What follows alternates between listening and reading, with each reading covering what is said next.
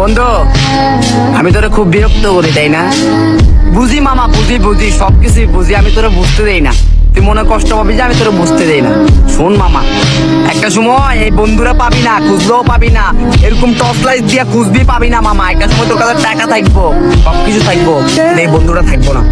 এই নানান কাজে কামে ব্যস্ত হয়ে পড়বো, হয়তো বা বিদেশও পাড়ি দিতে হইব ফ্যামিলির দায়িত্ব নেওয়ার জন্য। হ্যাঁ, সময়টা দিতে পারতাম না তখন। এখন দেখ, তুই একটা ক্রাইম করতে চাইলে তোর ক্রাইম পার্টনার আমি, ওই সুপারি চুরি করতে যাস, দাঁত চুরি করতে যাস, এটাই করস। আমি কিন্তু তোর সাথে সাথে থাকি বন্ধু। আমি তোর বিরক্ত করি। হ্যাঁ, তোর গার্লফ্রেন্ডের সাথে যদি এখন ঝগড়া হয়, তোর আমি আবার ঠিক করে দিই তোর গার্লফ্রেন্ডের লগে। তোর মুখটা কালো দেখলে আমার বুকটা ফাইটটা যায় বন্ধু।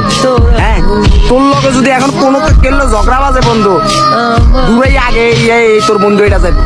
হ্যাঁ, তোর বন্ধু এটা যাবে, বুঝছো? আমি তো খুব বিরক্ত করি বন্ধু। হ্যাঁ, একটা সময় বন্ধু মনে করবি বন্ধু, ওই চায়ের দোকানে, টঙের দোকানে কত আড্ডা দেই বন্ধু। এখন একটা টাপি, একটা সিগারেট নিলেও দুজনে ভাগ করে খাই, একটা চা নিলেও তোর সারা খাইতে ইচ্ছা করে না বন্ধু।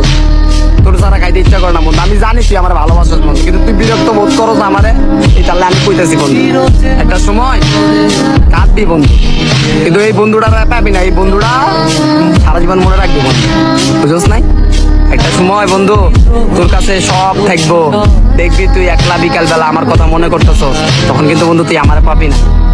বারবার কইতেছি বন্ধু, বিরক্ত হইস না বন্ধু, বিরক্ত হইস না। ভালো থাকিস, ধন্যবাদ।